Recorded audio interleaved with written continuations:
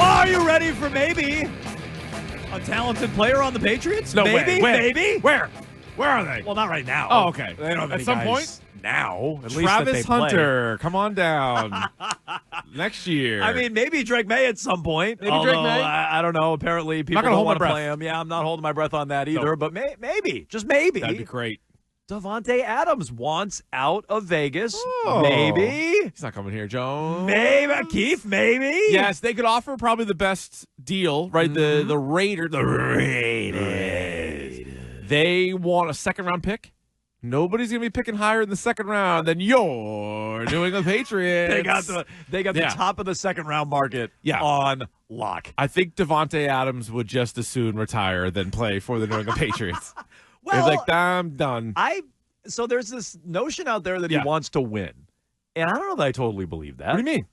I don't know that he wants to win. I don't know that I believe that. I know that's what's being circulated. Everybody wants to win, Jones. I think if you made sure he got paid the next couple of years, because his contract is up at the end of this year, you could entice him to come to a crummy situation like New England. And so we're going to start with that here today on Jones and Keefe on WEEI. There's a lot of ways you can get in touch. 617-779-7937. You can text the show at 37937. You can follow on Twitter and Instagram, Jones and Keefe. Watch on Twitch, twitch.tv/BostonWEEI, or on YouTube. Just subscribe to WEEI. I think Davante Adams is a very interesting topic for a number of reasons. It could expedite the timeline for Drake May. That also aligns with some news that came out today on David Andrews that we'll get to. But the idea that Davante Adams wants out of Vegas, it could cost you up to a second-round pick, but it might be more like a 3 or a 4 if they are asking for a 2 and it's out there they want a 2. Right. It's you notice they didn't start with the 1. No. They were being more realistic about it. It's they were probably going to cost you less. Because when it cost them a 1 and a 2 a couple of years ago, and I remember wanting and slamming the table for Davante Adams back then, and everyone's like, no, it's a 1 and a 2. I'm like, oh my God, can you imagine if you didn't have Cole Strange and Tyquan Thornton? Because that's what it would have cost you. Right. A couple of years ago, Cole Strange and Tyquan Thornton for Davante Adams. Imagine offering that straight up. Strange and Thornton for Davante Adams. What? Who says no? Like, well, it's a first and a second round pick. They're like, no, we want a fresh one. We want to make those picks. We don't want those guys. But yeah, this is his 3rd year with the Raiders. Obviously, the team has been a disappointment. He was unbelievable his first year. Last year was good for receivers, maybe a little step down for Davante Adams, but still was a stud. He's 32, right? Or he's about to be 32. So I don't know how many great years he has left. I do think he's still one of the 5 or 6 best receivers in football. He is the type of guy that I think could make an average quarterback better. Now, I don't know how much he can do with Aiden O'Connell and Gardner Minshew. He made Derek Carr look good for a little bit, but then even they made some changes. So I think this is obviously a guy that I would want. I just think there's no chance in hell that he would come here. Now, it's not like he has a no-trade clause, but can he kick and scream a little bit? I feel like a lot of football players have de facto no-trade clauses. 100%. Like, well, I'm not going to play. I'm not going to sign. Either that or I need a new deal or whatever. And then it scares teams off. They're like, all right, well, then we're not going to sacrifice these picks and then have to haggle with you. We talked about this the other week, too. Hassan Reddick should scare the crap out of people. Yeah. Hassan Reddick's like, I want a new deal. Go ahead and trade me, but I want a new deal. Good job by Philly getting rid of him, getting the pick and moving on. The Jets traded a 3rd for him. He's not going to play. Yeah, so, that should scare the crap out of people. I agree with you. Davante Adams has an effective no trade. Like, oh, you're going to trade me to New England? Great. I won't sign there. I won't show up. I won't play. And then what do? So, does Davante Adams want to play for the Patriots in a vacuum? No. But can the Patriots entice him? They could pay the most. You just said it. If you're going to lay a second-round pick on the table, would you give up a second-round pick? Regardless of if you're is a second-round pick fair for Davante Adams? Yes. You don't think that's too much? No. Okay. I think he's still really, really good. So a second-rounder, let's say that's what it Patriots costs. traded a second-round pick for Mohamed Sanu.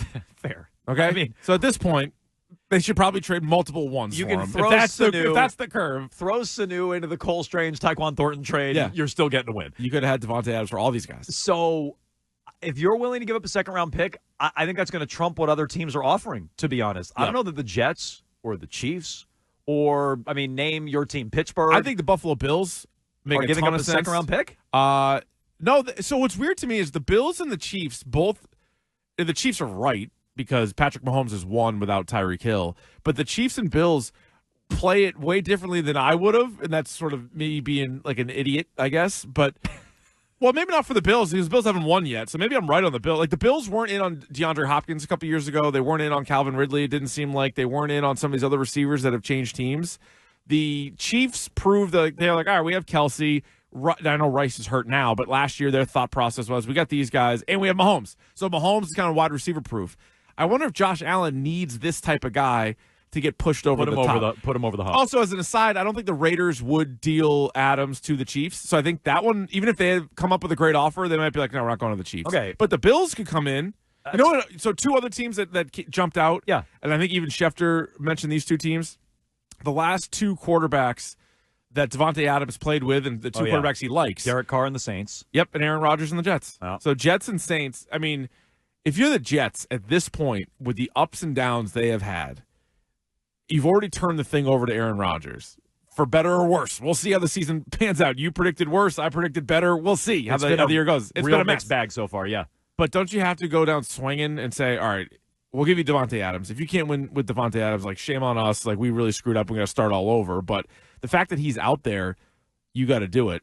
I also think another sort of, like, subtopic to all this is maybe this is also the reason that you don't have to use a first-round pick on a wide receiver and why you don't have to overpay the Calvin Ridley's Hollywood Browns is even though CeeDee Lamb re-signed and some of these other guys re-signed, is there a stud like this every once in a while that's going to pop off and be demand a trade from their team? Yeah, maybe. And so I'm still nervous about the Patriots finding that receiver. Would you prefer Ridley, Ayuk, or Davante Adams? I think it's at least a debate. Like, Davante's definitely had the best career. I think still. Is he still, though? I think still. He had made, prior to last year, he had made 6 straight Pro Bowls and was first-team All-Pro 3 years in a row. I think he sort of... Last year, he had 103 catches, 1144, 8 touchdowns, which is still very good, especially considering the quarterback drop-off from Aaron Rodgers to Derek Carr to what last year? Aiden O'Connell and Garoppolo for a bunch of that year? Oh, yeah, it was. This year, it's been bad, Keith. 18 for 209 and a touchdown. I mean, that's what he's had. 209? Is that more than all of the Patriots receivers combined? I mean, he's an obvious upgrade for the Patriots, but, like... Yeah. If you're the Pats now, you're trying to get a young ascending receiver, right? That's still a 1,000-yard season, though. He's like on pace for 1,000 yards. Right, but that's after 1,144 the year prior and 1,500 the year before that. And now he's down to 1,000. And it's like 2 years ago I wanted DeAndre Hopkins, and it went away real quick with Hopkins. I wonder if Adams is on that track. So here's the question for you, Patriots fans. Are you interested in Davante Adams? They need a receiver. So is this the kind of guy they should get in on? Or... would you have preferred the Ayuks, the Ridleys, even the Hopkinses of the world? Do you think he would entertain New England if the Patriots were willing to pay the most, both in terms of a draft pick and salary? He has no guaranteed money going forward. You give him guaranteed money, he can talk all he wants about wanting to win. You give him guaranteed money in 2025 and 2026, he's going to listen. I think that's how you entice him. If he's a pure rental, he wants to win this year. But if you give him money in 25 and 26, he would listen to coming here, I think, especially when you have a quarterback like Drake May. Does that change your timeline for Drake May if a receiver like Davante Adams is here? Would that get people like, I don't know, the Tom Currans of the world who we talked to yesterday, or Nink, who was just on with the Greg Hill show? Would that change? Like, we want him out there right now, Keith. We want him out there week 1. We want him out there this week. It's not going to happen. We're frustrated about it. No. If Davante Adams is here, does that change the timeline for Drake May for those who are saying you got to wait until the situation's right? He's a stud. He's a number one. So for you and me, yes, but I don't think for them. I think they're so dug in on it, and I think the thing that's scaring them away from playing Drake May is more the offensive line than it is the wideouts, right? Because I don't know how good Jalen Polk's going to be. I don't even know how good Pop on the Tape Douglas is going to be. I don't know how good Kayshon Boutte's going to be because those guys haven't really been given a great chance. Part of it is Jacoby Brissett is a below-average quarterback. The other problem is you're giving that below-average quarterback less time on most plays to find a receiver down the field or whatever it is. So I think, Alex Van Pelt probably wouldn't be able to maximize Davante Adams. Jacoby Brissett wouldn't be able to do it. I'm not sure Drake May would be able to do it because of Alex Van Pelt and the offensive line. If there was and you know me, I'd much rather talk receivers all day long, but if there was a left tackle who was shooting his way out of town, that would be the guy that they would have to pounce on. That would be the guy they would have to throw a ton of money on, just so you can solidify that and take that away as an excuse, because that is what most people keep bringing up, and that might be what Elliott Wolf and Van Pelt and Mayo are thinking as well. But I know it's what guys like Kern and Ninkovich and everybody else keep saying. Not behind that O-line, like Dan Orlovsky. Not behind my that, not for all the money in the world when I play Drake May. And that's got way more to do with, whatever the plan or lack of plan at the offensive line was compared to who they could throw to. Speaking of the offensive line, this came out today. David Andrews probably done for the year. It's a bit of a pain tolerance thing, although he could make the injury worse, the shoulder injury worse, by playing through it.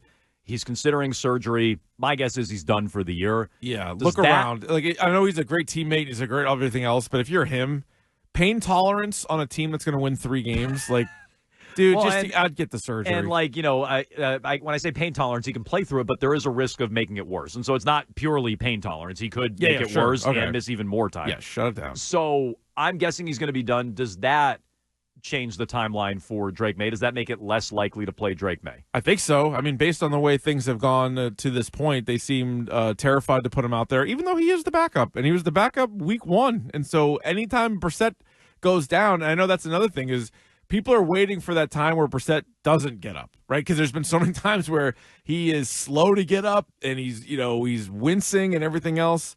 And not having David Andrews in there is only probably going to make those times more often in the course of a game. So this kind of scares me, because I was praying that we'd see him week 5. Doesn't look like we're going to. Then you're like, all right, maybe week 6, maybe week 7.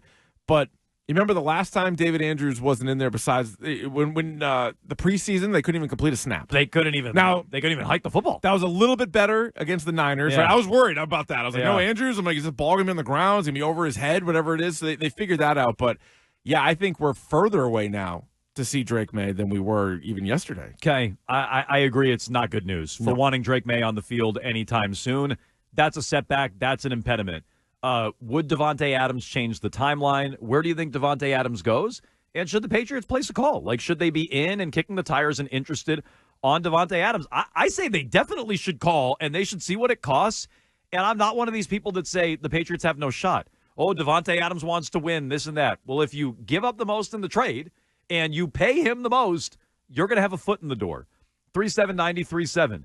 Jones, the Patriots have nothing to offer Vegas. Wrong. Well, that's not true. About? They might have the best second-round pick in the draft next year. It's out there right now that it's going to take a second-round pick to get him. That probably means it's going to be a 3rd or a 4th. Yeah, true. The Patriots have You also have a high 3rd. They have multiple 3rds, don't they? I think they do. So, like, they have plenty. They are in the game. No, they might have the most. No, I think the Raiders would be thrilled with the Patriots deal. I don't think Davante Adams would be. And then how much of a hang-up could that be? So look, but it's not the Raiders, though. That's possible. You're not going to win here, and he knows that. But does he want to win or does he want the money? Because he has no more guaranteed money and he's popping off. It's probably a combination of the two, but you can satiate a player by giving them money. I also think the people that are just completely writing it off, it's the Patriots were interested in Brandon Ayuk and they were interested in Calvin Ridley. They've been looking for receivers. Correct. High-end receivers. I would argue Adams is better than both. And probably won't cost you as much compensation-wise as Brandon Ayuk, only because of the age. Yeah. But no, I agree. In terms of draft pick compensation, in terms of contract, I don't think he's going to cost you as much on either one. And I don't think he's going to be as good as Law. The problem with Adams, and again, beggars can't be choosers, but he's not going to be somebody that's going to be with Drake May for a significant amount of time. But maybe he at least unlocks him. Maybe he at least shows early, like the Steph Diggs to Josh Allen. Josh Allen's still very good post Steph Diggs, but he really became another level player when he had Steph Diggs. I think it's a good analogy. Ray on Twitter, at Jones and Keefe, at Jones WEI, Keefe21. Jones, I'm lost here. You want to trade for a diva who wants to win on a team that can't throw for 100 yards a game? Wake up, bro. Well, you got to sit Brissett in this scenario, which, again, I don't know if they'll do that. I also want they need a receiver. They do. We all sit here and go, it's the worst wide receiver room in the NFL. We're like, how are they going to get a receiver? There's one that's available for, I think, a pretty reasonable cost. And, all right, fine, maybe he doesn't want you. You should be calling and asking and figuring that out. Elliott Wolf, if you're doing your job, should figure out if that's true. Does Davante Adams want to come here? Is he interested in playing here? Are you even going to have that conversation? 617-779-7937. That's coupled with the injury to David Andrews, Would Davante Adams change the Drake May timeline? Does the David Andrews injury, which is very unfortunate, change the timeline for Drake May? It sounds like he's going to be done for the rest of the